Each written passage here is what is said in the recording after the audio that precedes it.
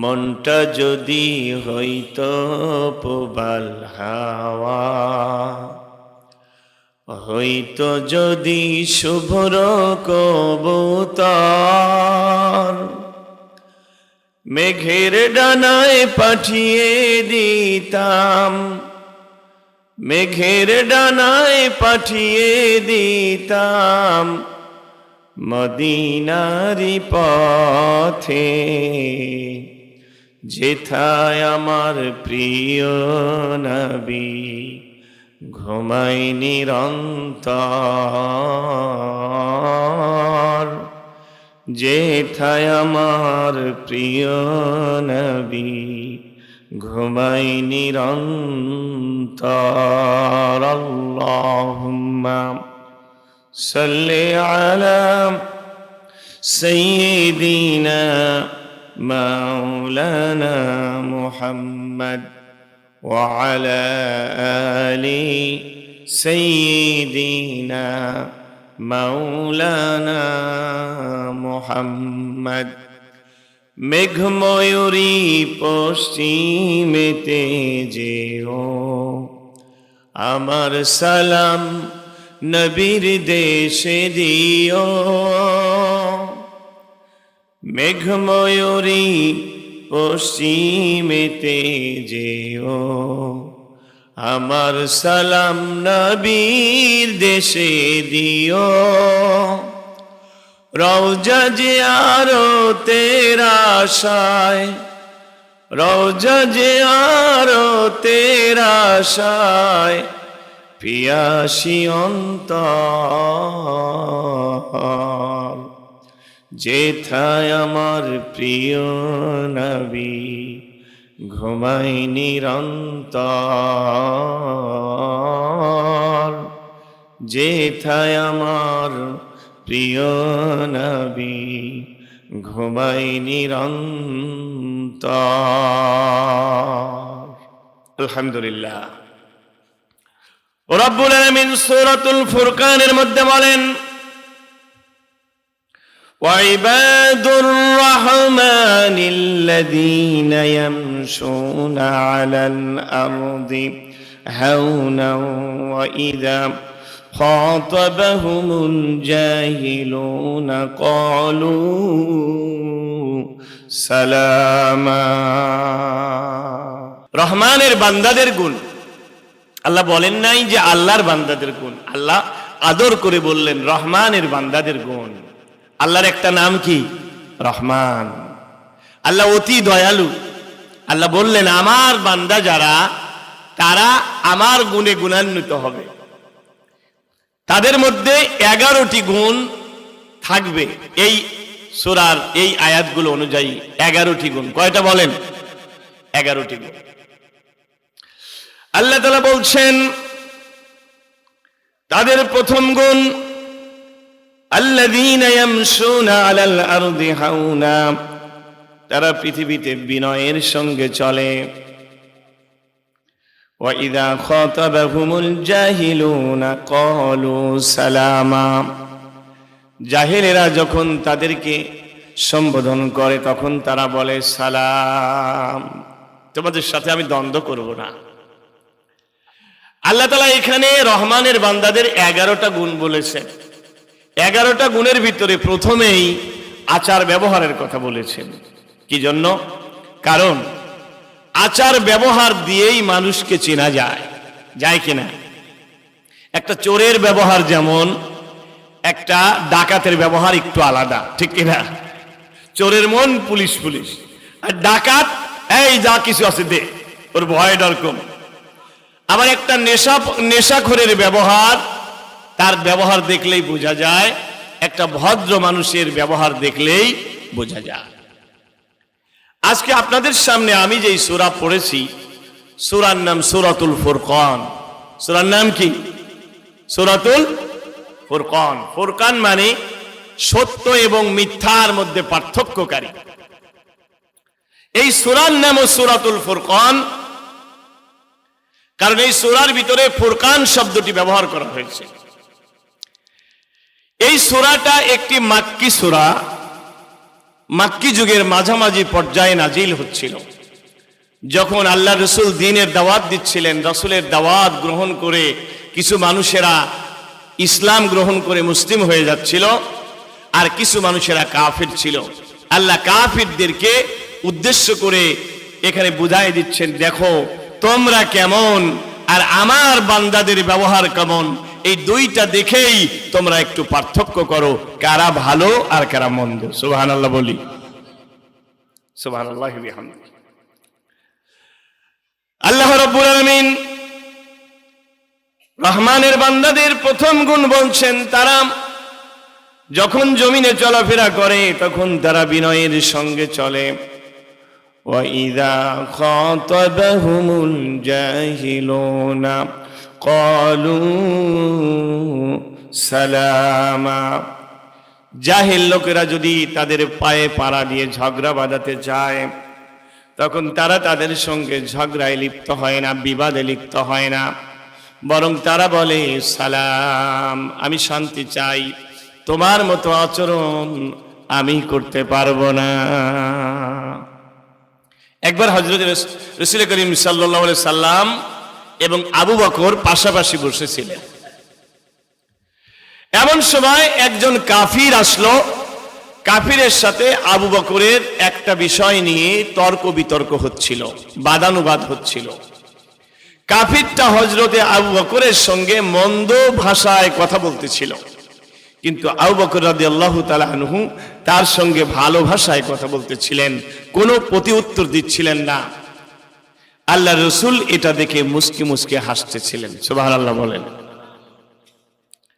কিছু সময় পরে আবু বকর রাদিয়াল্লাহু তাআলা আনহু কাফিরের জবাব দেওয়া শুরু করলো। তখন রসুলের মুস্কি হাসি বন্ধ হয়ে গেল। হযরত আবু বকর এটা খেয়াল করলেন। হযরত আবু বকর ডাক দিয়ে বললেন, ইয়া রাসূলুল্লাহ, ওই কাফিরের সঙ্গে আমি যখন কথা বলতেছিলাম প্রথম দিকে আপনি মুস্কি হাসতেছিলেন, এরপরে হঠাৎ করে কেন আপনার মুস্কি হাসি বন্ধ হয়ে গেল? আল্লাহর নবী বললেন, আবু বকর, তুমি যখন ওই কাফিরের সাথে বাদানুবাদ করতেছিলে, সে তোমার সাথে কটু কথা বলতেছিল, কিন্তু তুমি ভালো ভাষায় কথা বলতেছিলে। আমি দেখলাম একজন আল্লাহর ফেরেশতা তোমার পক্ষ হয়ে ওই লোকটার কথার জবাব দিয়ে দিচ্ছে। কিন্তু তুমি যখন জবাব দেওয়া শুরু করলা, তখন নূরের ফেরেশতা, রহমতের ফেরেশতা উঠে চলে গেল। এই জন্য আমার হাসিটা বন্ধ হয়ে গেছে। আল্লাহ রাব্বুল আলামিন সূরা হামিম আস-সাজদার মধ্যে বলেন, ওয়ালা তাস্তাবিল হাসানাতু ওয়ালাস সাইয়্যা ইদফা বিল্লাতী হিয়া আহসান فإذا الذي بينك وبينه عداوة كأنه ولي حميم। একটু জোরে বলেন, আর একটু চিৎকার দিয়ে বলেন আল্লাহু আকবার।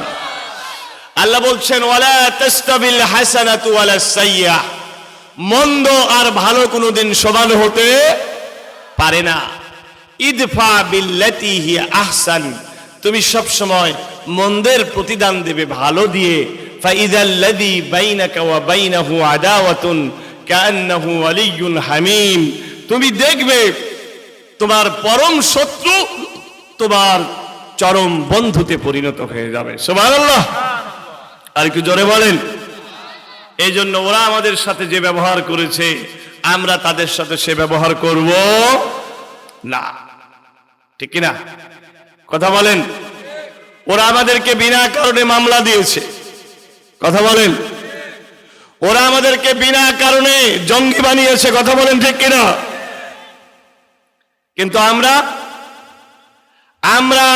আদল ইনসাফ প্রতিষ্ঠা করব ইনশাআল্লাহ, বলেন। আল্লাহ ইনসাফ প্রতিষ্ঠা করতে বলেছেন, ইন্নাল্লাহা ইয়া'মুরুকুম বিল আদলি ওয়াল ইহসান ওয়া ইতাই যিল কুরবা ওয়া ইয়ানহা আনিল ফাহশাই ওয়াল মুনকারি ওয়াল বাগয় ইয়াইযুকুম লাআল্লাকুম তাযাক্কারুন। আল্লাহ কোরআন শরীফে বলছেন, ইন্নাল্লাহা ইয়া'মুরু বিল আদলি ওয়াল ইহসান, আল্লাহ আদল প্রতিষ্ঠা করার কথা বলেন। সুবহানাল্লাহ বলেন। ওয়াল ইহসান, আল্লাহ ইহসান প্রতিষ্ঠা করার কথা বলেন। ওয়া ইয়ানহা আনিল ফাহশাই ওয়াল মুনকারি ওয়াল বাগ, আল্লাহ তাআলা মন্দ, অশ্লীলতা এবং অবাধ্যতার ব্যাপারে নিষেধ করেন। ইয়াইযুকুম লাআল্লাকুম তাযাক্কারুন, আল্লাহ তোমাদেরকে ওয়াজ করছে, উপদেশ দিচ্ছে, আশা করা যায় তোমরা উপদেশ গ্রহণ করবে। সুবহানাল্লাহ। আমরা যারা আল্লাহর বান্দা, আমরা ব্যবহার ভালো করব মানুষের সাথে, ইনশাআল্লাহ বলেন। ইনশাআল্লাহ। আমরাই তো পৃথিবীতে হকের ঝান্ডাবাহী, ঠিক না? আর তো কোনোদিন নবী আসবে না। আসবে? আর রাসূল আসবে না। আসবে?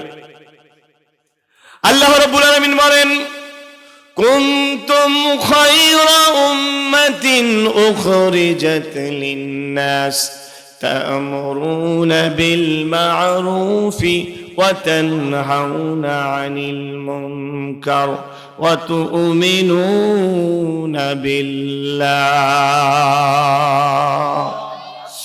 আল্লাহ বলেন, তোমরাই সেরা জাতি। উখরিজাত লিন-নাস, মানুষের কল্যাণের জন্য যাদেরকে বের করা হয়েছে। আজ গোটা পৃথিবীতে মুসলমানরা দুর্বল। ফিলিস্তিনে মুসলমানেরা মার খায়, কাশ্মীরে মার খায়, আফগানিস্তানে মার খায় বলে মনে করবেন না আমার দিনটা দুর্বল। আমার দিন কিন্তু দুর্বল নয়। আল্লাহ তাআলা বলছেন, হুয়াল্লাযী আরসালা রাসূলাহু বিল হুদা ওয়া দীনিল হক লিইয়ুযহিরাহু আলাদ-দীনি কুল্লিহি ওয়ালাউ কারিহাল মুশরিকুন। আল্লাহ বলেন, তিনি সেই সত্তা যিনি তার রাসূলকে হেদায়েত এবং সত্য দিন সহকারে প্রেরণ করেছেন, যাতে করে সমস্ত মতবাদের উপরে ইসলামকে বিজয়ী করতে পারেন। আমার ভাইরা, এখানে প্রশ্ন হতে পারে, ইসলামকে আল্লাহ বিজয়ী করার জন্য পাঠিয়েছেন, কিন্তু এখন তো দেখা যায় গোটা পৃথিবীতে মুসলমানরা মার খায়, তাহলে কি ইসলাম বিজয়ী তো হলো না? এখানে দুইটা জিনিস, একটা হচ্ছে ক্ষমতার দিক থেকে বিজয়ী থাকা, আর একটা মতবাদ হিসাবে বিজয়ী থাকা। যদিও বা সাময়িকভাবে এখন ক্ষমতার দিক থেকে আমরা একটু পিছিয়ে গেছি, কিন্তু এখনো গোটা পৃথিবীতে দিন ইসলাম বিজয়ী আছে। কোনো হিন্দু দেখবেন, কোনো মানুষ হিন্দু ধর্ম গ্রহণ করে না, কোনো মানুষকে খ্রিস্টান ধর্ম গ্রহণ করতে দেখবেন না, কাউকে বৌদ্ধ ধর্ম গ্রহণ করতে দেখবেন না, কিন্তু দলে দলে এখনো মানুষ মুসলমান হয়ে যাচ্ছে। যেই আমেরিকায় 20 বছর আগে মসজিদ খুঁজে পাওয়া যেত না, ওই আমেরিকায় এখন হাজার হাজার মসজিদ। একটু জোরে কি বলবেন না সুবহানাল্লাহ? চিৎকার দেখুন, আল্লাহু আকবার। আমাদের দায়িত্ব অনেক বড়। আমাদের দায়িত্ব কি? অনেক বড় দায়িত্ব আমাদের। আমাদের ব্যবহার হতে হবে ভালো। আমরা যে শ্রেষ্ঠ এটা দেখাতে হবে আমাদের আচরণ দিয়ে। কথা বলেন ঠিক কিনা? আজকে আমি একটা কথা বলি, বাংলাদেশের মানুষের আজ ইসলামের জন্য তৈরি, কিন্তু আমরা আলেমরা তৈরি না। কথান, আমরা আলেমরা খালি গুতাগুতি করতেছি, আমরা ইসলামপন্থীরা গুতাগুতি করছি। এই যে 2 দিন আগে বিশ্ব ইজতেমায় যা হলো, এগুলো দেখে মানুষ কি শিক্ষা পাবে, আর ওয়েস্টার্ন দুনিয়াটাই কি শিক্ষা পাবে? আমরা আজ আলেমরা একজন আরেকজনকে দেখতে পারি না, একজন আরেকজনকে উদার ভাবে বুকে টেনে নিতে পারি না, এক ইসলামপন্থী আর এক ইসলামপন্থীকে দেখতে পারি না, তাহলে আমরা দেশ চালাবো কিভাবে? কথা বলেন না ঠিক না? এই জন্য রহমানের বান্দাদের প্রথম গুণ আল্লাহ বললেন, তাদের ব্যবহার হবে ভালো। তাদের ব্যবহার দেখেই দলে দলে মানুষ ইসলামের ছায়াতলে আসবে। সুবহানাল্লাহ। সম্মানিত ভাইরা, রহমানের বান্দাদের 2 নম্বর গুণ আল্লাহ বলছেন, ওয়াল্লাযীনা ইয়াবিতুনা লিরাব্বিহিম সুজদাও ওয়া কিয়ামা। রহমানের বান্দা যারা, তারা রাত্রি অতিবাহিত করে সেজদা করে এবং দাঁড়িয়ে। তার মানে তারা শুধু শুয়েই সময় কাটায় না, তাদের রাতের কিছুটা অংশ তাহাজ্জুদের নামাজের জন্য বরাদ্দ থাকে। আল্লাহ রাব্বুল আলামিন অন্যত্র বলেন, আম্মান হুয়া কানিতুন আনা আল-লাইলি সাজিদান ওয়া কাইমা ইয়াহযারুল আখিরাতা ওয়া ইয়ারজু রাহমাতা রাব্বিহি قل هل يستوي الذين يعلمون والذين لا يعلمون إنما يتذكر أولو الألباب رب العالمين বলেন أمن هو قانت آناء الليل ساجدا وقائما যারা দাঁড়িয়ে এবং সেজদা করে, রাত্রি জাগরণ করে, আর যারা শুয়ে থাকে, এই দুই শ্রেণীর মানুষ কি সমান হতে পারে? আল্লাহ বলেন ইয়াহজারুল আখিরাতা, সে আখিরাতের ভয় করে, ওয়া ইয়ারজু রাহমাতা রাব্বিহি, সে তার রবের রহমত তালাশ করে যারা দাঁড়ায়, রাত্রি অতিবাহিত করে দেয়। এই লোকেরা আর যারা রাত্রি কাটিয়ে দেয়, যারা শুয়ে শুয়ে, এই দুইজন সমান হতে পারে না। আল্লাহ বলেন তুমি বলো ভালো আর মন্দ কখনো কি সমান হতে পারে? যারা জানে আর যারা জানে না তারা কি সমান হতে পারে? তার মানে বোঝা গেল যারা রাত্রি জাগিয়ে তাহাজ্জুদ পড়ে ওই মানুষরাই হচ্ছে জ্ঞানী মানুষ। সুবহানাল্লাহ। ইন্নামা ইয়াতাযাক্কারু উলুল আলবাব, জ্ঞানীরাই তো কেবল উপদেশ গ্রহণ করে। তাহাজ্জুদের নামাজ এটা কিন্তু নফল, এটা ফরজ না, কিন্তু নফল ইবাদতের ভিতরে সবচাইতে বরকতের ইবাদত, সবচাইতে দামি ইবাদত হচ্ছে তাহাজ্জুদের ইবাদত। তাহাজ্জুদের ইবাদতটা মিন সুনানিল আম্বিয়া ওয়ার রাসূল ওয়াল আম্বিয়া ওয়াস সালিহিন, এটা নেককারদের, নবীদের, সিদ্দিকিনদের, সালিহিনদের, রাসূলদের সুন্নাত। সুবহানাল্লাহ। আল্লাহ রাসূলকে বলেন ওয়া মিনাল লাইলি ফাতাহাজ্জাদ বিহি নাফিলাতাল লাক আসা আইয়াবআসাকা রাব্বুকা মাকামান মাহমুদা। হে নবী, আপনি রাতের কিছু একটা অংশ তাহাজ্জুদে কাটিয়ে দেন, আশা করা যায় আল্লাহ আপনাকে মাকামে মাহমুদে পৌঁছায় দেবে। সুবহানাল্লাহ। আল্লাহ তাআলা প্রথমেই রাসূলকে সূরা মুজাম্মিলের ভিতর বললেন, ইয়া আইয়ুহাল মুজাম্মিল কুমিল লাইলা ইল্লা কালিলা। হে মুজাম্মিল, হে কম্বল আচ্ছাদিত ব্যক্তি, আমি তো তোমাকে কম্বল জড়িয়ে থাকার জন্য দুনিয়ায় পাঠাই নাই। কুমিল লাইলা ইল্লা কালিলা, তুমি রাতের কিছু অংশ ব্যতীত রাত জাগরণ করো। নিসফাহু আবিন কুসমিনহু কালিলা, রাতের অর্ধেক জাগো অথবা অর্ধেকের একটু কম জাগো। আউজিদ আলাইহি, অথবা রাতের একটু বেশি জাগো অর্ধেকের চাইতে। ওয়ারাত্তিলিল কুরআন তারতিলা, আর তুমি ধীরে ধীরে তাহাজ্জুদের নামাজে কোরআন তেলাওয়াত করো। সুবহানাল্লাহ। এরপরে আল্লাহ বললেন এর ফায়দাটা, ইন্না নাশিআতাল লাইলি হিয়া আশাদ্দু আতআ ওয়া আকওয়ামু কিলা। তুমি যদি রাত জেগে তাহাজ্জুদের নামাজ পড়ো তাহলে তোমার পদযুগলকে আল্লাহ দৃঢ় করে দেবে। কঠিন বিপদ দুঃসময়ে তুমি কোনোদিন ময়দান ছেড়ে দেবে না। এই জন্য আল্লাহর রাসূলকে 3 বছরে শিবে আবু তালেবের ভিতরে বন্দী রাখা হয়েছে। রাসূল কালেমার দাওয়াত ছেড়ে দেয় নাই। ওরা লোভ দেখিয়েছে, বলেছে মুহাম্মদ তুমি যদি সুন্দরী নারী চাও আমরা তোমাকে সুন্দরী নারীর সঙ্গে বিয়ে দেব, তুমি যদি রাজা হতে চাও আমরা তোমাকে রাজা বানিয়ে দেব। রাসূল বলেছেন ওনার এক হাতে চন্দ্র আর এক হাতে যদি সূর্যও তুলে দাও এরপরেও আমি কালেমার দাওয়াতকে বন্ধ করব না। আল্লাহু আকবার বলেন। আল্লাহ বলেছেন পদ যুগলকে তোমার আমি দৃঢ় করে দেব, সিদ্ধান্তের উপরে তোমাকে আমি অটল করে দেব। আল্লাহর রাসূলকে তায়েফের ময়দানে 3 বার বেহুশ করে শোয়াই দিয়েছে। রাসূল ময়দান ছেড়ে দেয় নাই, দেশ থেকে বিতাড়িত করেছে।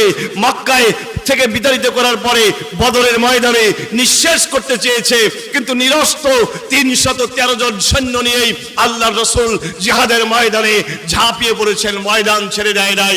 আজও যারা সত্যিকারের রাসূলের অনুসারী এরা দেখেন দুর্বল হওয়ার পরেও, বিপদ মুসিবতে, জেল জুলুম হওয়ার পরেও, রিমান্ডের পরেও, ফাঁসির মঞ্চে যাওয়ার পরেও ময়দান ছেড়ে দেয় নাই। এরাই রাসূলের উত্তরসূরি। কথা বলেন ঠিক কিনা?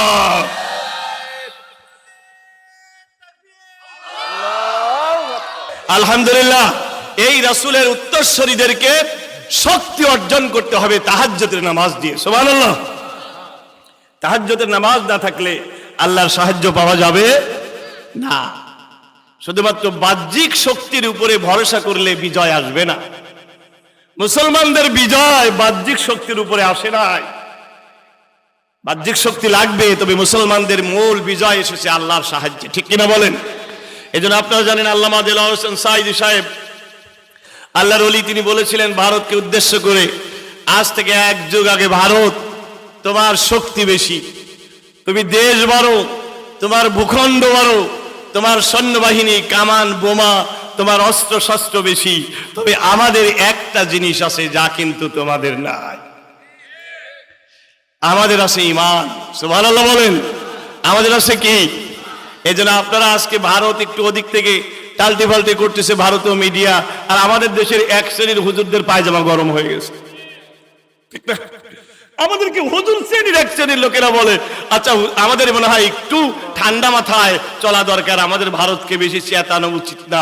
ভারত যদি আমাদের উপরে চেতে যায়, ওরা এত বড় দেশ, কিন্তু মনে রাখা লাগবে একজন মুসলমান কোনোদিন ভারতকে থোড়াই কেয়ার করে, কারণ আমার রসুল বলেছেন গজওয়াতুল হিন্দ হবে, এই উপমহাদেশে একটা যুদ্ধ হবে। আল্লাহ রসুল বলেন ওই যুদ্ধে যেই মুসলমানেরা অংশগ্রহণ করবে তারা সবাই জান্নাতি হয়ে যাবে। সুবহানাল্লাহ। আমরা তো ওই যুদ্ধের জন্য তৈরি, আমরা সন্তানদেরকে ওই যুদ্ধের জন্য তৈরি করছি, আমরা ভারতকে কেয়ার করি না। সুবহানাল্লাহ বলেন। আমাদের তাহাজ্জুদে নামাজ দিয়ে, ঈমান দিয়ে আমাদের শক্তি অর্জন করতে হবে। আল্লাহ তৌফিক দিক, আমিন বলেন। তাহাজ্জুদে নামাজ আমরা আদায় করব ইনশাআল্লাহ বলি। সম্মানিত ভাইরা, রহমানের বান্দাদের 2টা গুণ বললাম, মনে আছে তো আপনাদের? মা বোনেরাও ভালো করে শুনবেন, আমল করার চেষ্টা করবেন। ওয়াজ শুনতে হবে আমলের জন্য, ঠিক কিনা?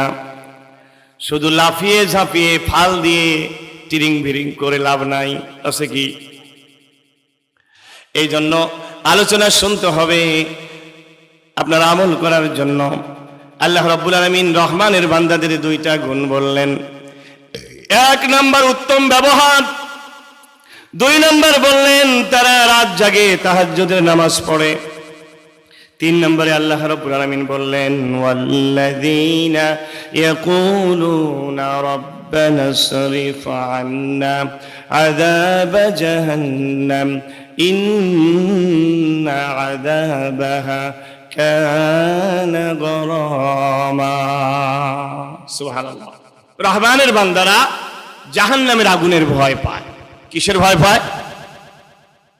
এখানে বোঝানো হচ্ছে তাহাজ্জুদের নামাজ পড়ার পরেও তাদের মধ্যে কোনো গর্ব অহংকার কাজ করে না। আমাদের দেশের অনেক মানুষ আছে দেখবেন, আগে সুদ ঘুষ সবই খেয়েছে, সুদী ব্যাংকে চাকরি করেছে, বাড়ি গাড়ি সব করছে, হঠাৎ একটু চিল্লাই যাওয়ার পরে মনে করে কি সিনু আর কি হনুরে, আছে না নাই? আর লোকদেরকে ডাক দিয়ে বলে, দেখেন আগে আমি এই খারাপ ছিলাম, এখন আল্লাহ আমাকে হেদায়েত দিয়েছে। হ্যাঁ, এটা বলা দোষ নাই, ভালো কথা, কিন্তু আপনি যদি মনে করেন আমি এখন অনেক বড় বুজুর্গ হয়ে গেছি, তাহলে কিন্তু খবর আছে। কথা বলেন। মুসলমান কোনোদিন নিজেকে কখনো বুজুর্গ মনে করে না। আল মুখলিসু মান রাআল ইখলাস ফি গায়রিহি ওয়া রাআল আইবা ফি নাফসিহি। ইবনুল কাইয়্যিম রাহমাতুল্লাহ আলাইহি বলেন, প্রকৃত মুখলিস সে ব্যক্তি যে অন্যের ভিতরে ইখলাস দেখে আর নিজের ভিতরে দোষ দেখে। একজন মুমিন সব সময় নিজের ভিতরে দোষ দেখবে, সে কখনো মনে করবে না আমি জান্নাতি হয়ে গেছি, বরং সে সব সময় জাহান্নামের আগুনকে ভয় পাবে। এটা একজন মুমিনের কাজ। সুবহানাল্লাহ বলেন। আমাদের দেশে দেখেন একটা গান আছে, হে রাসূল ভালোবাসি তোমায় অন্তরে শুধু মুখে নয়, জান্নাতের আশায় নয় হে রাসূল জাহান্নামকেও ডরি না। আছে নাকি বলে?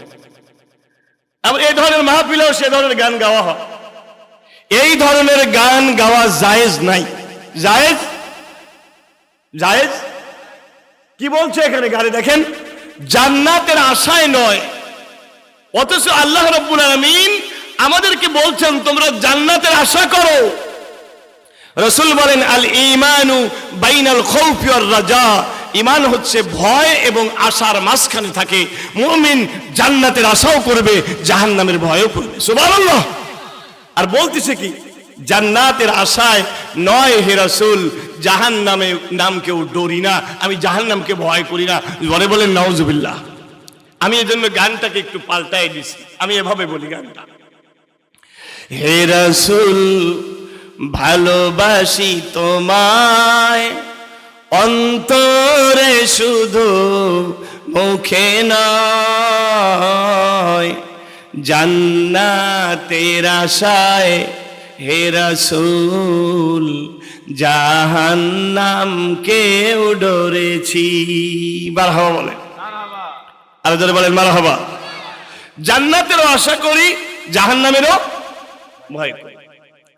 আল্লাহর নবী সকাল সন্ধ্যায় দোয়া করতেন, আল্লাহুম্মা আজিরনা মিনান নার, আল্লাহুম্মা আজিরনা মিনান নার। বলেন সবাই, আল্লাহুম্মা আজিরনা মিনান নার। আয় আল্লাহ তুমি আমাকে জাহান্নামের আগুন থেকে বাঁচাও। ওয়া আদখিলনাল জান্নাতা মাআল আবরার, তুমি পুণ্যবানদের সঙ্গে আমাকে জান্নাতি বানাও। এই জন্য আমরা জাহান্নামের ভয় করব, আমরা জান্নাতের আশা করব। আমার ভাইয়েরা, আল্লাহ তাআলা বলেন ইন্নাহা সাআত মুস্তাকাররান ওয়া মুকামা, এই জাহান্নাম আশ্রয়স্থল হিসেবে এবং আশ্রয়ের জায়গায় বাসস্থান হিসেবে কতই না নিকৃষ্ট জায়গা। এই জন্য একজন মুসলমান জাহান্নামের ভয় করবে। এরপরে আল্লাহ রাব্বুল আলামিন মুমিনদের 4 নাম্বার গুণ বলছেন, ওয়াল্লাযীনা ইযা আনফাকু লাম ইউসরিফু ওয়া লাম ইয়াকতুরু ওয়া কানা বাইনা যালিকা কাওয়ামা।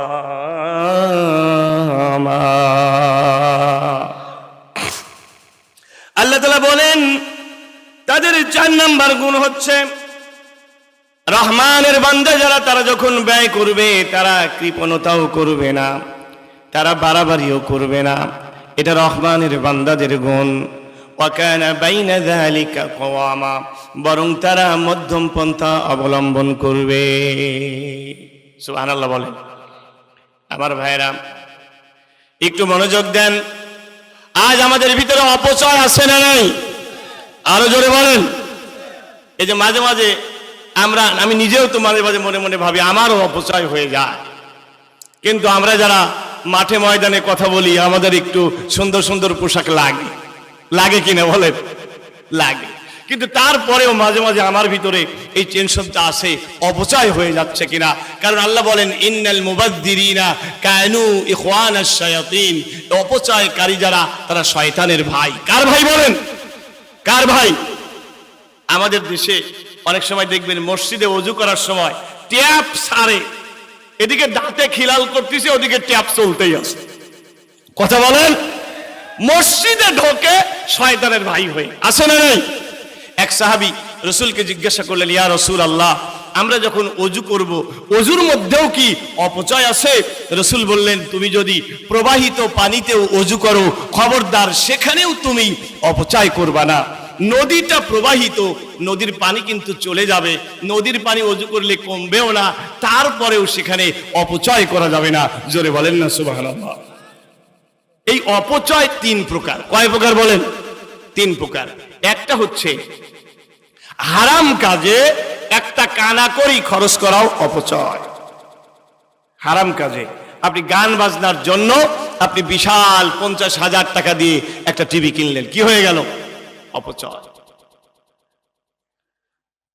আপনি আপনার মেয়ের জন্য একটা ঘোড়া কিনে দিলেন, একেবারে কিসের পাথরের ঘোড়া, 2000 টাকা দিয়ে, অপচয়। আমাদের দেশে অনেককেই দেখবেন তাদের বাড়িতে সুন্দর সুন্দর মূর্তি শোপিস পাওয়া যায়, কিন্তু লোকটি নামাজ পড়ে, অপচয়। হারাম কাজে একটা কানাকড়ি খরচ করলেও অপচয় হয়ে যায়। আমরা অপচয় করব না, হারাম কাজের জন্য একটা কানাকড়িও খরচ করব না ইনশাআল্লাহ। 2 নম্বরে হালাল কাজে যদি বাড়াবাড়ি করেন তাহলে অপচয় হবে। যেমন আপনার মেয়ের বিয়ে আপনি 5 লক্ষ টাকা দিয়ে খরচ করলেন, অসুবিধা নাই, কিন্তু যদি আপনি কোটি টাকা খরচ করেন অপচয় হবে কি হবে না? আরো জোরে বলেন। এটা ছিল ওই যুগের কাফিরদের গুণ। ওই যুগে কাফিররা 2টা শ্রেণী ছিল। এক শ্রেণী তারা কৃপণতা করত, আরেক শ্রেণী অপচয় করত। আল্লাহ রাব্বুল আলামিন এই আয়াতের মধ্যে জানায় দিলেন, রহমানের বান্দা যারা হবে তারা কৃপণতাও করবে না, তারা অপচয় করবে না। আমাদের সমাজে অনেক লোক আছে যারা নিজের পরিবারের জন্য ঠিক মতো খরচ করে না, এরকম কারণ আছে না নাই? আল্লাহর নবী বলেন, তুমি তোমার সম্পদ থেকে যত জায়গায় দান করো, তার ভিতরে তোমার পরিবারের জন্য যেটা তুমি খরচ করো ওইটা হচ্ছে উত্তম দান। সুবহানাল্লাহ বলেন। এই জন্য যদি আপনার সামর্থ্য থাকে তাহলে আপনি কৃপণতা করবেন না, কিন্তু সামর্থ্য থাকার পরেও আপনি অপচয় করবেন না। আমার ভাইরা, 3 নম্বরে হচ্ছে হালাল কাজেই খরচ করলো, কিন্তু মানুষকে দেখানোর জন্য যদি খরচ করে তাহলে এইটাও অপচয় হয়ে যায়। আমরা যা খরচ করব, জোরে বলেন তো কার জন্য করব? আমাদের ভালোবাসা সবই যেন হয় শুধু আল্লাহ তোমার জন্য। মারহাবা বলেন, সবাই বলেন মারহাবা। আমাদের ভালোবাসা সবই যেন হয় শুধু আল্লাহ তোমার জন্য। রাখব ক্ষমাগুলো তাও যেন হয় শুধু আল্লাহ তোমার জন্য। অনেকেই উমরায় যায় কিন্তু লোক দেখানোর জন্য আসে না নাই? কথা বলেন। উমরায় যাওয়ার আগে একবার ফেসবুকে স্ট্যাটাস দেয় আমি উমরায় যাচ্ছি, আসে না নাই? কথা বলেন। আবার যাওয়ার আগে, বিমানে ওঠার আগে একবার সেলফি মারে, কথা বলে। ওখানে যাওয়ার পরে কাবা শরীফ তাওয়াফ করে, সেখানে গিয়ে আবার সেলফি দেয়। কাবা শরীফ তাওয়াফ করার সময় যারা সেলফি দেয়, আল্লাহর কসম তাদের দিলের ভিতরে আল্লাহর ভয় নাই, ঠিক কি না? আল্লাহর নবী বলেন, প্রতিদিন কাবার উপরে 100টা রহমত নাজিল হয়, 60টা রহমত নাজিল হয় যারা কাবা তাওয়াফ করে তাদের উপরে, 30টা রহমত নাজিল হয় যারা সালাত আদায় করে তাদের উপরে, তাসবিহ তাহলিল করে তাদের উপরে, আর 10টা রহমত নাজিল হয় যারা কেবল কাবার দিকে তাকায় থাকে তাদের উপরে। সুবহানাল্লাহ। আল্লাহ আমাদেরকে মক্কা মদিনায় যাওয়ার তৌফিক দিন, জোরে বলি আমিন। কিন্তু মক্কা মদিনায় যাওয়ার পরে কি সেলফি দিবেন? সেলফি দিবেন? বিশ্বাস করেন, এই মক্কা মদিনায় যদি আপনার নাম ফোটানোর জন্য হয়, সেলফি দেওয়ার জন্য হয়, এটা অপচয় হবে। লাখ লাখ টাকা খরচ করে একটুকু সওয়াব পাওয়া যাবে? রহমানের বান্দা যারা, রহমানের বান্দারা, তারা কখনো কোনো অপচয় করবে না। যা কিছু করবে কার জন্য বলেন? সম্মানিত ভাইয়েরা, রহমানের বান্দাদের 5 নম্বর গুণ হচ্ছে ওয়াল্লাযীনা লা ইয়াদউনা মা'আল্লাহি ইলাহান আখারা ওয়া লা ইয়াকতুলুনান নাফসাল্লাতী হারামাল্লাহু ইল্লা বিল হাক্কি ওয়া লা ইয়াজনুন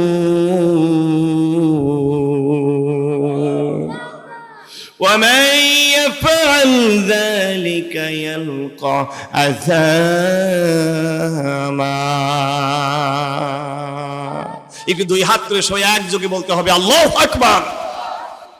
আল্লাহ তাআলা রহমানের বান্দাদের 5 নম্বর গুণ বলছে ওয়াল্লাযীনা লা ইয়াদউনা মা'আল্লাহি ইলাহান আখারা। রহমানের বান্দারা আল্লাহ ছাড়া অন্য কোনো ইলাহকে ডাকে না। ডাকে আমাদের ইলাহকে। আরো জোরে বলেন, আরো জোরে বলেন। আল্লাহর নাম জোরে বলতে পারেন না, আমাদের ইলাহকে। মাশাআল্লাহ। আল্লাহর নাম নিলে ঈমান বেড়ে যায়, আল্লাহর নাম নিলে হার্ট ভালো থাকে, আল্লাহর নাম দিলে পারে আপনার দেহের রোগ ভালো হয়ে যায়। জোরে বলেন তো আমাদের ইলাহকে। আরো জোরে বলেন কে? এখন আমরা বলছি আমাদের ইলাহ আল্লাহ। ইলাহ আল্লাহ এই কথা বলেই খাজা বাবার দরবারে গিয়ে বলতেছে, ইয়া খাজা মেরা মতলব পুরা কর দিয়া। খাজা বাবা, দয়াল বাবা, আমার মনের আশা পূরণ করে দাও, আমাকে একটা বেটা দাও। এরকম লোক আছে না নাই? আসতে বলেন। লা ইলাহা ইল্লাল্লাহ কালেমা বলে, কিন্তু ওই লোকটা এখনো আওয়ামী লীগের বাক্সে ভোট দেয়। কথা কন, জোরে বলেন। ইলাহ মানে ওরা কি বুঝছে তাহলে? ইলাহ শব্দের অর্থ হচ্ছে মাহবুদ, যার দাসত্ব করব। ইলাহ শব্দের অর্থ হচ্ছে কর্তৃত্বের মালিক, ছেলে দেওয়ার মেয়ে দেওয়ার মালিক কে? ইলাহ শব্দের মানে হচ্ছে হাকিম, যিনি হুকুম দেওয়ার মালিক। বলেন তো এই জমিনটা কার? আইন চলবে কার? লা ইলাহা ইল্লাল্লাহ মানে আল্লাহ ছাড়া কারো আইন মানি না। এই কথা বলার পরেও ওই লোকটা এখনো কোরআনের রাজনীতি করে না, ও শয়তানের পক্ষে স্লোগান দেয়। আসলে নাই? আমরা বিগত সময় দেখেছি টুপিওয়ালা ও নৌকার মিছিলের আগে আগে চলছে, কথা কয় না, জোরে বলেন। ও কি লা ইলাহা ইল্লাল্লাহ কালেমার অর্থ বুঝছে? এক কালেমায় রুটি রুজি আর এক কালেমায় ফাঁসি, ঠিক না? এক কালেমায় মুক্ত বাতাস আর একে দাস দাসী, আর একে দাস দাসী, ঠিক না?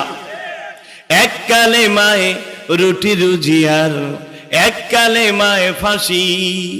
সৈয়দ কুতুব রহমাতুল্লাহ আলাইহি, যিনি তাফসীর ফি দিলালিল কোরআন এই কিতাবটা লিখলেন, এই তাফসীর লিখলেন, এই তাফসীর লেখার অপরাধে সৈয়দ কুতুব রহমাতুল্লাহ আলাইহিকে মিশরের জালিম সরকার যখন ফাঁসি দিল, সৈয়দ কুতুব রহমাতুল্লাহ আলাইহিকে ফাঁসির মঞ্চে যখন নিয়ে যাওয়া হচ্ছে, একজন ইমাম সাহেব এসে বলে, ও সৈয়দ কুতুব, আমি আসছি আপনাকে কালেমা পড়ানোর জন্য।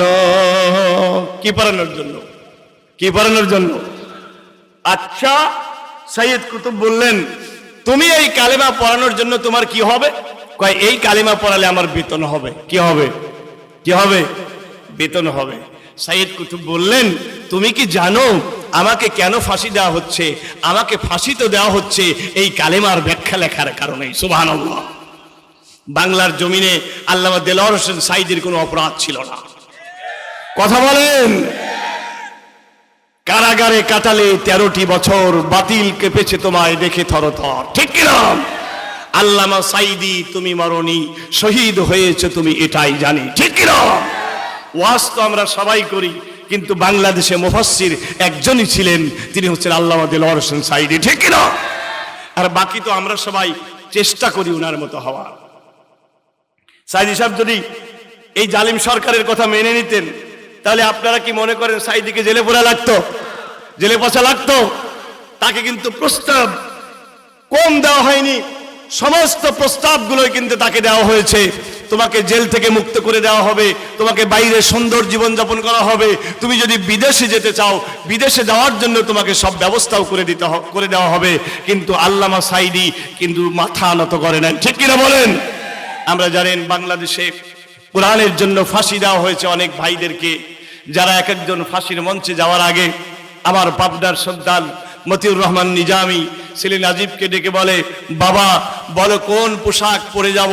আমি কি পাঞ্জাবি পরে যাব, আমি কি লুঙ্গি পরে যাব, না পায়জামা পরে যাব? সুবহানাল্লাহ বলেন। মনে হয় শ্বশুর বাড়ি যাচ্ছে, মনে হচ্ছে শ্বশুর বাড়ি যাচ্ছে। যাবে ফাঁসিতে, বলে পাঞ্জাবি পরবো না লুঙ্গি পরবো? ছেলে বললেন, আব্বা আপনি তো পাঞ্জাবি পায়জামাই পছন্দ করেন। আর একজন আল্লাহর ওলি মীর কাশেম আলী মিন্টু, তিনি তার যখন ফাঁসি হবে তখন প্রহরীকে ডাক দিয়ে বলে, এখন কয়টা বাজে? প্রহরী বলে, এখন বাজে সন্ধ্যা 7টা। উনি বলেন, আমি 2 ঘন্টা ঘুমাবো, রাত যখন 9টা বাজে আমাকে ডেকে দিও। সুবহানাল্লাহ বলেন। প্রহরী বলেন, সত্যি সত্যি আমি লক্ষ্য করলাম উনি 7টার সময় ঘুমিয়ে গেলেন, 9টার সময় ডাকা লাগলো না, একাই তিনি জেগে উঠলেন। এরপরে নিজেই তিনি নামাজ পড়লেন, তারপরে তাসবিহ তাহলিল করে আতর মেখে পাঞ্জাবি পায়জামা পরে প্রহরীকে বলে, চলো যাই। সুবহানাল্লাহ, চলো যাই। যখন আমার আব্দুল কাদের মোল্লা ভাইকে নেওয়া হচ্ছিল, প্রহরী বলেন উনি এত জোরে জোরে যাচ্ছিল, আমরা ওনার সাথে যেতে পারতেছিলাম না, আমরা আশ্চর্য হয়ে যাচ্ছিলাম, হায় কি করে মানুষ এইভাবে ফাঁসির মঞ্চে যেতে পারে?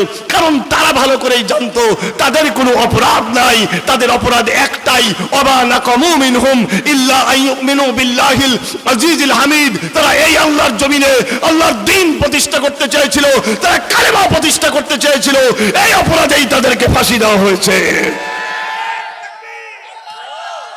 আমার ভাইরাম, কালেমা বললেই কি কালেমা হয়? আর একটু জোরে বলেন, কথা কার?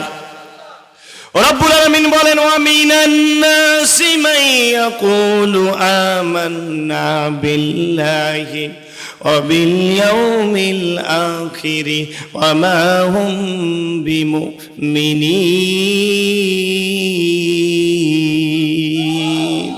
Allah বলেন, there are many people who say we believe in Allah and His Messenger Prophet Muhammad, but Allah is saying they are not the believer. আল্লাহ বলছেন মানুষের ভিতরে অনেকেই আছে যারা মুখে বলে আল্লাহ ছাড়া কোনো ইলাহ নাই, রাসূলকে নেতা মানি, কিন্তু আল্লাহ বলছেন তারা ইমানদার নয়। তাহলে তারা কি? ইমানদার বলে দাবি করে, ইমানদার নয়। তারা কি বলেন? আমাদের সমাজে মুনাফিক নাই, আছে না নাই? দেখে চেহারা দেখে কিন্তু চিনবেন না, চেহারা দেখে মোটেও চিনবেন না যে মুনাফিক। আপনার মতোই দাড়িও আছে, টুপিও আছে, জুব্বা আছে, তাসবিহ আছে, ঠিক কিনা? আমাদের দেশে একটা ঘাস হয়, সেই ঘাসকে আমরা বলি শামা ঘাস। আপনারা কি বলেন? শামা। এই বগুড়াতে শুনলাম এই ঘাসকে বলে জোয়ান কানা। আপনারা কি বলেন? ওই যে ধানের সাথে ধানের মতোই দেখা যায় একটা ঘাস হয়, আপনারা কি বলেন? কি? গৈসা। আমরা বলে শামা, আপনারা বলেন গৈসা। আর বগুড়ায় কয় জোয়ান কানা। আমি বললাম ওদেরটা ভালোই, জোয়ান কানা মানে জোয়ান মানুষও চোখে দেখে না, ধান মনে করে। আসলে কি? আসলে বজলুর রশিদের একটা ওয়াজে শুনলাম এই ঘাসকে নাকি বগুড়ার পরে ওই পারে রংপুরে বলে মুনাফিক ঘাস। কি ঘাস? আমার মনে হলো এইটা সবচাইতে ঠিক উপাধি হয়েছে, ঠিক নামটা হয়েছে মুনাফিক ঘাস। কারণ দেখতে পুরা ধানের মতো। আসলে কি ধান? আসলে কি ধান? তো আমাদের সমাজে অনেকেই আছে, দাড়িও আছে, টুপিও আছে, জুব্বাও আছে, পাগড়িও আছে, কিন্তু আল্লাহর আইন ভালো লাগে না। এখন আমার দেশ বাংলাদেশের স্বাধীনতার সার্বভৌমত্ব নষ্ট করার জন্য যেই ভারত ষড়যন্ত্র করতেছে, এই স্বৈরাচারের পতনের পরেও ওই লোকেরা মনে মনে আশা করে আছে বুবু আসবে, আবার ওরা আবার রাম রাজত্ব কায়েম করবে। কথা বলেন না ঠিক কিনা? আল্লাহর কসম করে বলি এরা মুনাফিক। এরা কি? এরা কি মুনাফিক? আমার বাংলাদেশের স্বাধীনতার সার্বভৌমত্বের সবচাইতে বড় শত্রু হচ্ছে ভারত। কথা বলেন, এটা কি আমার কথা? কার কথা? রব্বুল আলামিন বলেন ওয়ালা লাতাজিদান্না আশাদ্দান নাসি আদাওয়াতান লিল্লাযিনা আমানু ওয়াল্লাযিনা আশরাকু। হে নবী, এই পৃথিবীতে আপনি দুইটা জাতিকে মুসলমানদের চির শত্রু পাবেন। কয়টা? একটা হচ্ছে ইহুদিরা। আল্লাহর কথা সত্য হয়েছে কিনা বলেন?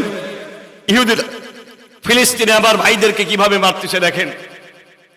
এরপরে আল্লাহ বললেন দুই নম্বরে যেই জাতিটা মুসলমানের চিরশত্রু সে হচ্ছে মুশরিকেরা, হিন্দুত্ববাদী, যারা গাভীর চুনা খায়, যারা বটকে দেখলে পূজা করে, যারা মানুষকে সেজদা করে, ওর সাথে লা ইলাহা ইল্লাল্লাহ কালেমাওয়ালা মুসলমানদের কোনোদিন মিল হতে পারে না। কথা বলেন। তাহলে আপনার বুবু যে আশ্রয় নিছে কোন জায়গায়? কথা বলেন। তাহলে আপনার বুবু কি? কথা বলেন। এর আগে বলেছিল যে মদিনার সনদে দেশ চালাতে চাই, পরে আমরা দেখলাম মদিনার সনদ নাই, মোদির সনদে দেশ চালাতে চাই। কথা বলেন। আপনারা কি মনে করেন হাসিনার পতন হয়েছে? আজ একটু বেশিই বলবো, কারণ গতবার বলতে দেয় নাই। কথা বলেন। গতবার আমাকে কথাই বলতে দেয় নাই। আপনারা কি মনে করেন হাসিনার পতন হয়েছে? এদেশে পতন হয়েছে ভারতীয় আধিপত্যবাদের। এই জন্য আজকে মাথা ব্যথা শুরু হয়েছে ভারতের। কত কায়দা কৌশল করে 17 বছর বুবুকে তৈরি করেছিল, প্ল্যান সব করা শেষ, রাস্তাঘাটও করছে, ট্রানজিটও দিয়ে দিচ্ছে। এবার আমার দেশের উপর দিয়ে দেধারসে চলে যাবে ভারতের মাল।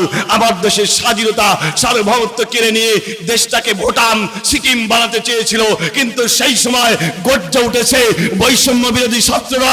বৈষম্য বিরোধী ছাত্রের সাথে এদেশের ইমানদার তৌহিদি জনতা বিজয়ের জন্য জান দিয়েছে, মান দিয়েছে।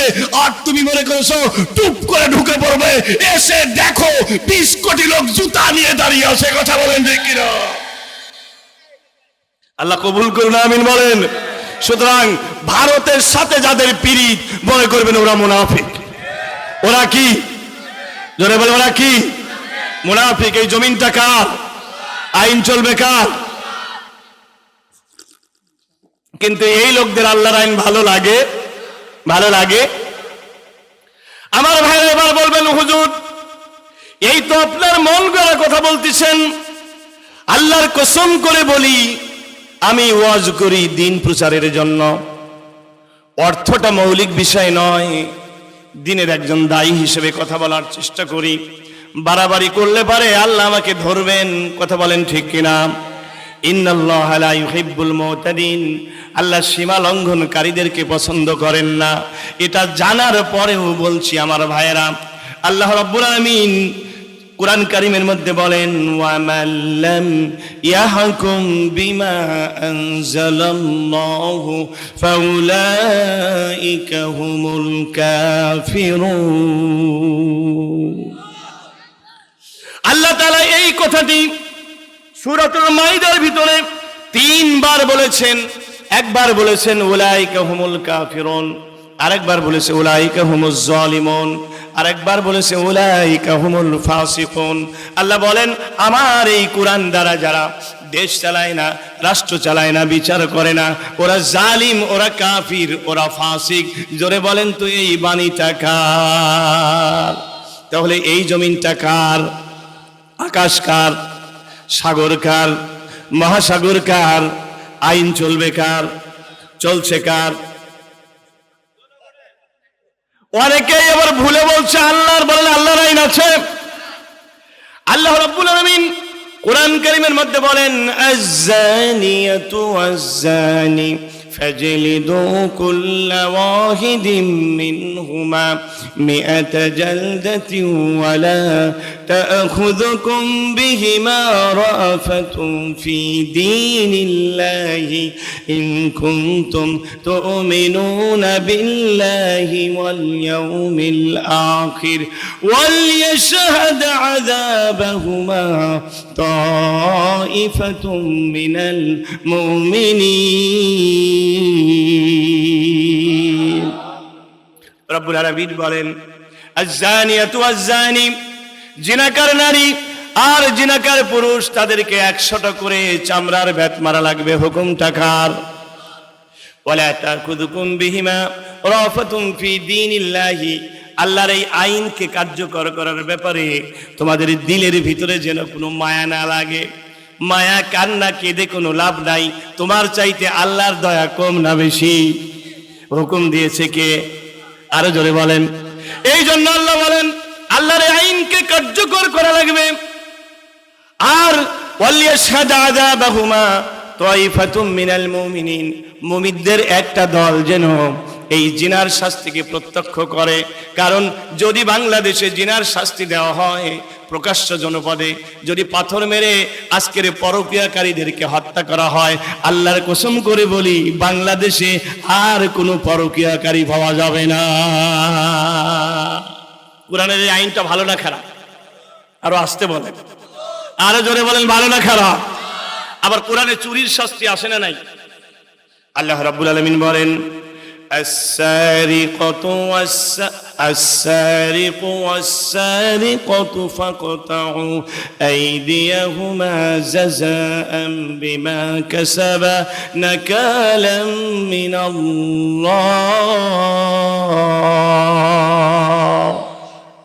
আল্লাহ বলছেন, চোর আর চুরনি যদি চুরি করে তাদেরকে হাত কেটে দাও। আল্লাহু আকবার, জোরে বলেন, আর একটু জোরে বলেন। প্রথমবার ডান হাত, প্রথমবার কি? এরপরে যদি আবার চুরি করে এবার বিপরীত দিকে বাম পা, এরপরে যদি আবার চুরি করে এবার বাম হাত, এরপরে ডান পা। আল্লাহু আকবার।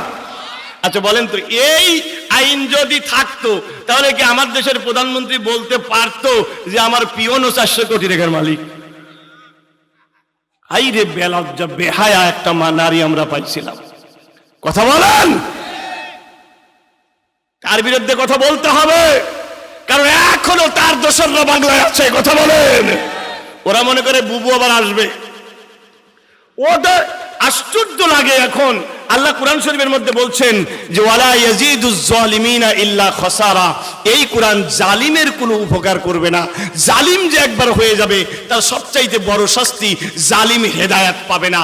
আশ্চর্য লাগে, যেই বাংলাদেশে 17টি বছর জুলুম নির্যাতন করলো, মাদ্রাসাগুলো বন্ধ করে দিল, আলেমদেরকে ধরে ধরে জেলখানায় দিল, আইনের শাসন বন্ধ করলো, দেশটাকে মানুষের হাতে তুলে দিল, হাজার হাজার কোটি কোটি ডলার বিদেশে পাচার করলো, এরপরেও আমার দেশের এক শ্রেণীর লোকেরা এখনো তাদের ভিতরে হুঁশ হয় নাই। 1000 মানুষ জীবন দিল, একটু আফসোস তাদের ভিতরে নাই। কথা বলেন ঠিক কিনা?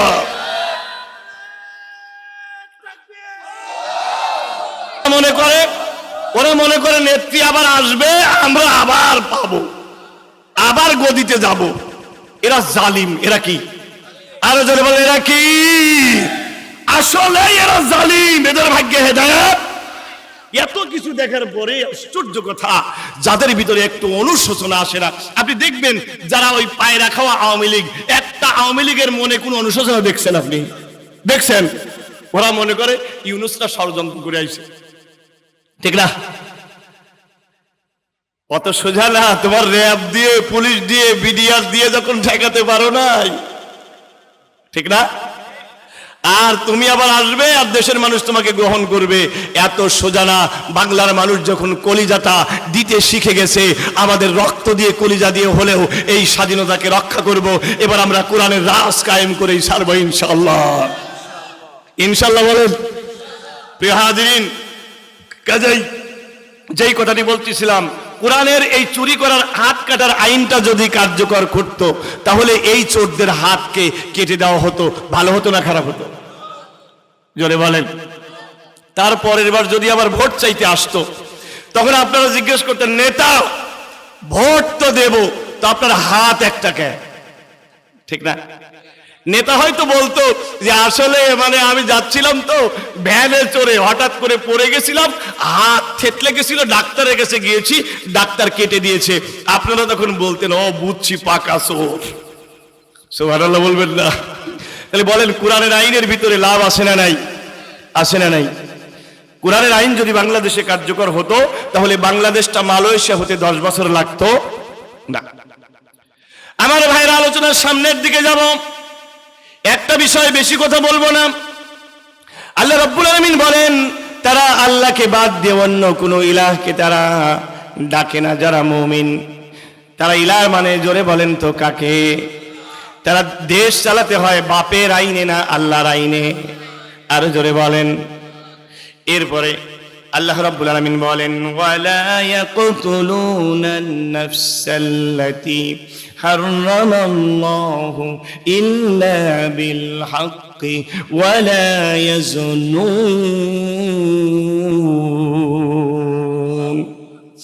আল্লাহ তাআলা বলছেন, অন্যায়ভাবে তারা একটা মানুষকেও মারে না। সুবহানাল্লাহ বলেন। আমরা যারা ইসলামী দল করি, ইসলামী রাজনীতি করি, আমরা কখনোই কোনো মুসলমানের গায়ে হাত তুলব না, ইনশা। আল্লাহ রাসূল বলেন, আল কাতিল ওয়াল মাকতুলু কিলাহুমা ফিন্নার। ভালো করে শুনেন, ভালো করে শুনেন। কাতিল এবং মাকতুল দুইজনই জাহান্নামে যাবে। কাতিল মানে যে হত্যা করেছে, আর মাকতুল মানে যাকে হত্যা করা হয়েছে। দুজন মুসলমানের মধ্যে যদি দ্বন্দ্ব লাগে, তাহলে যে হত্যা করেছে, যাকে হত্যা করেছে, দুইজনই জাহান্নামে যাবে। রাসূলকে প্রশ্ন করা হলো, ইয়া রাসূলুল্লাহ, আল কাতিলু ওয়ালিমা আল মাকতুল? কাতিল তো জাহান্নামে যাবে বুঝলাম, কারণ সে তো হত্যা করেছে, কিন্তু মাকতুল কেন জাহান্নামে যাবে? রাসূল বললেন, যাকে হত্যা করা হয়েছে, মাকতুল যে, তারও ইচ্ছা ছিল ওকে মেরে ফেলবে, কিন্তু পারে নাই, ঠিক কি না? এই জন্য আমরা কখনোই ঠুনকো কাজেই একজন আর একজনকে মারবো।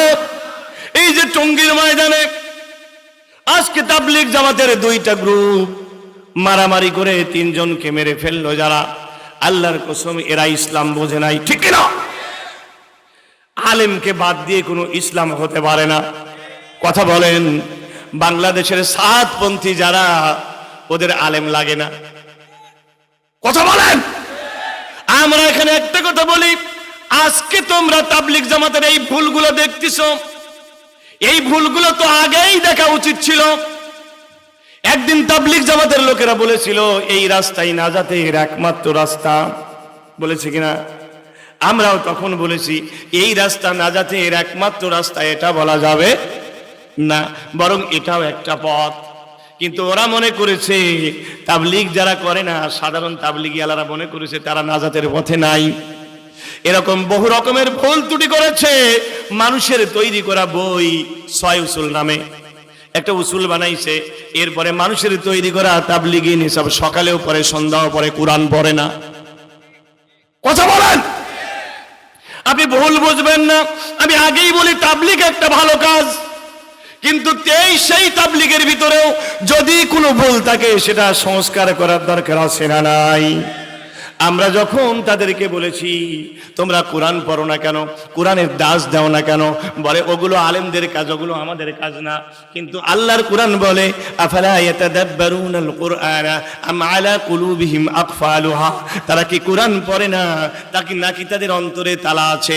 আল্লাহ কোরআন শরীফে বলেন ওয়ালাকাদ ইয়াসসারনাল কুরআনা লিযিকরি ফাহাল মিন মুদ্দাকির, ও বান্দারে আমি তোমার জন্য কোরআনকে সহজ করে দিয়েছি, বোঝার মতো কি কেউ নাই? আলহামদুলিল্লাহ। তাহলে বসন্ত মুসলমানদের কোরআন বোঝার দরকার আছে না নাই? একথা বলেন, আছে না নাই? কিন্তু এবার আপনারা বলেন তো, তাবলীগ জামাতের ভিতরে কোরআন বোঝার জন্য কোনো পরিকল্পনা তাদের আছে? একটা আলেম গেলে পরে ওইখানে বসো, সকাল সন্ধ্যায় এমন একটা কিতাব পড়ে যেই কিতাবে ভুলে ভরা। কথা বলেন, কথা বলেন। দইফ হাদিস, ভুল কথা, বানানো কথা, মিথ্যা অনেক গাল গল্প ওই কিতাবের ভিতরে আসে। আলেমরা সংস্কার করে নাই, ওই জন্য ওরা তো ইসলামটাকে ওইভাবেই বুঝছে। কথা বলেন ঠিক কিনা? এই জন্য এখন ওর মতের বাইরে যায় নাই, এখন আলেমদের মেরে ফেলো। এর আগেও কিন্তু একবার আলেমকে মারছে টঙ্গীর ময়দানে। কথা বলেন না ঠিক কিনা? আবার এখন আলেমদেরকে তারা মারতেছে, রাতের বেলায় অন্ধকারে তারা আক্রমণ করেছে। আমরা বলতে চাই ভাইরা আমার, একজন মুসলমান কোনোদিন আরেকজন মুসলমানকে আক্রমণ করে মেরে ফেলতে পারে? আল্লাহ কোরআন শরীফের মধ্যে বলছেন ওয়ালা ইয়াকতুলুনান নাফসাল্লাতী হারামাল্লাহু ইল্লা বিল হাক্কি, অন্যায়ভাবে তারা কোনো আত্মাকে মেরে ফেলে না। আল্লাহ কোরআন শরীফে অন্যত্র বলেন মান কাতালা নাফসান বিগাইরি নাফসিন ফাকান্নামা কাতালান নাফসা জামিয়া, কেউ যদি অন্যায়ভাবে একজন মানুষকে মেরে ফেলে সে যেন পৃথিবীর সমস্ত মানুষকে হত্যা করলো। জোরে বলেন নাউজুবিল্লাহ, জোরে বলেন নাউজুবিল্লাহ। তাই এখন আপনারা একটু এমন এমন হলে পারেই হাত তুলে লাগবেন, মারামারি করতে লাগবেন? কখনো না ভাইরা, কখনো না। রাসূল বলেন লাইসা শাদীদু বিসসুরা, মানুষকে আসার দিলেই বীর হওয়া যায় না।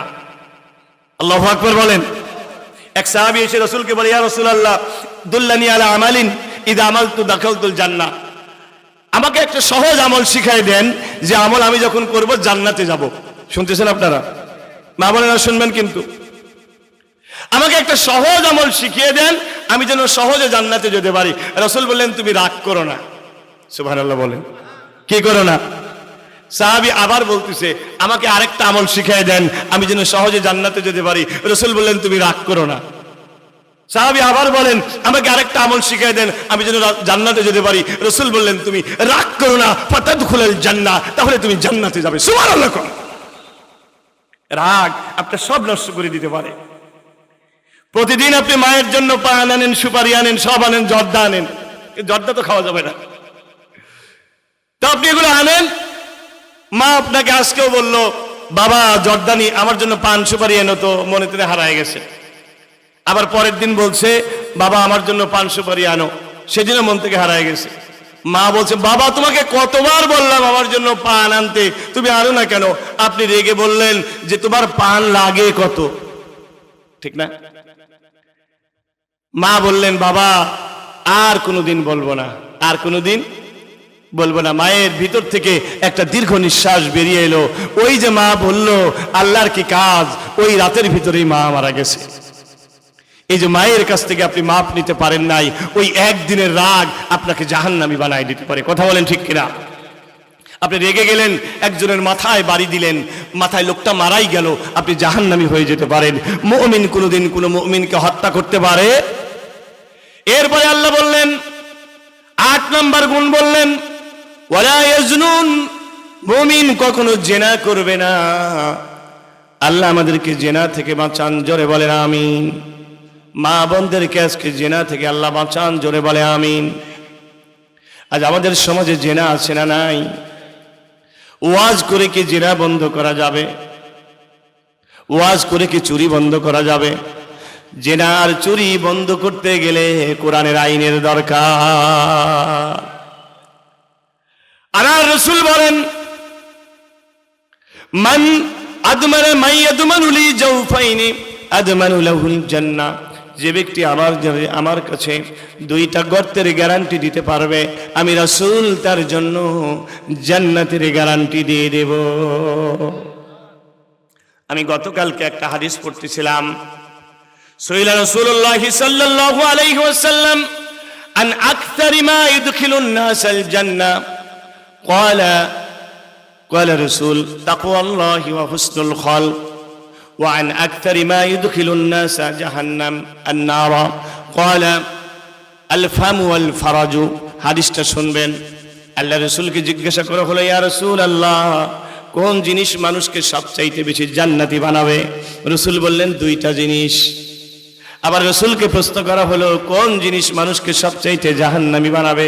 রাসূল বললেন 2টা জিনিস। আল্লাহর নবী বললেন, যেই 2টা জিনিসের কারণে মানুষ সবচাইতে বেশি জান্নাতে যাবে সেটা হচ্ছে আল্লাহর ভয়, তাকওয়া আল্লাহ, আর একটা হুসনুল খালক, উত্তম চরিত্র।